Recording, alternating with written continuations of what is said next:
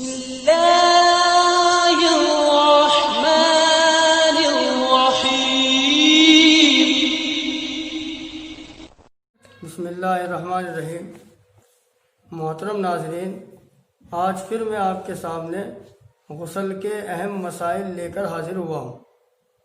پہلا مسئلہ یہ ہے کہ اگر کسی عورت پر غسل فرض ہے اور اس نے اپنے کانوں میں بالیاں پہن رکھی ہے یا ہاتھوں میں انگوٹھیاں پہن رکھی ہے یا اس نے نتھ پہن رکھی ہے، تو غسل میں انگوٹھی کا، بالیوں کا اور نتھ کا ہلانا ضروری ہے یا نہیں؟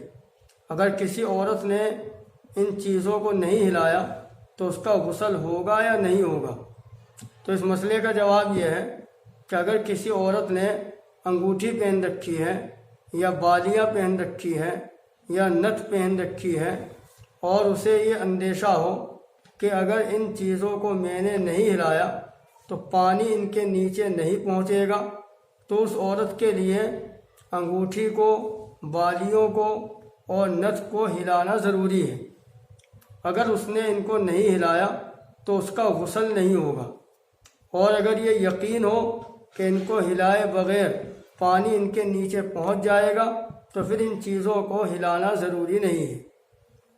دوسرا مسئلہ یہ ہے کہ اگر کوئی عورت رات میں روزانہ چاروں کل پڑھتی ہو، آیت الکرسی پڑھتی ہو، الحمد شریف پڑھتی ہو، اس کا روز کا یہ معمول ہو، پھر اس کی ناپاکی کے ایام شروع ہو جائے، ناپاکی کے دن شروع ہو جائے، تو جو اس کا روز کا معمول ہے آیت الکرسی پڑھنے کا، چاروں کل پڑھنے کا اور الحمد شریف پڑھنے کا، تو ناپاکی کے دنوں میں وہ اپنے معمول کو برقرار رکھ سکتی ہے یا نہیں رکھ سکتی ہے؟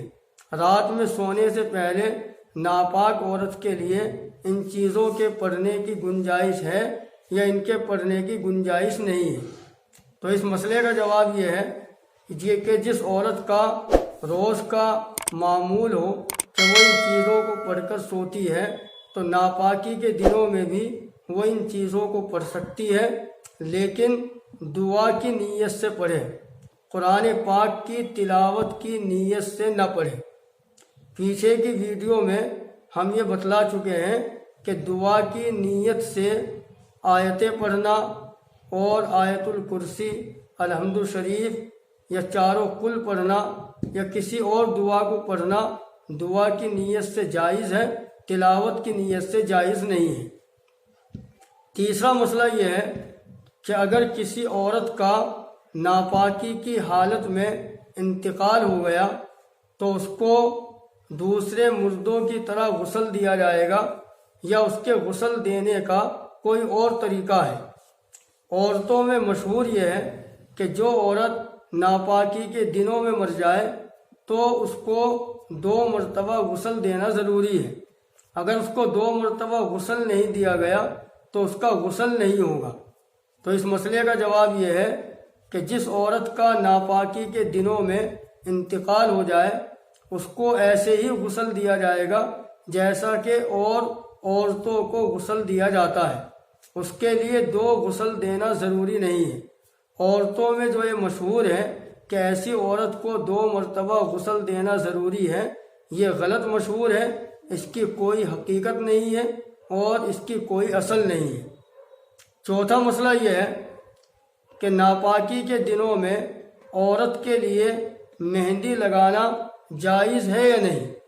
عورتوں میں مشہور یہ ہے کہ اگر عورت کے ناپاکی کے دن چل رہے ہیں تو ناپاکی کے دنوں میں اس کو مہندی نہیں لگانی چاہیے، اس سے مہندی ناپاک ہو جاتی ہے۔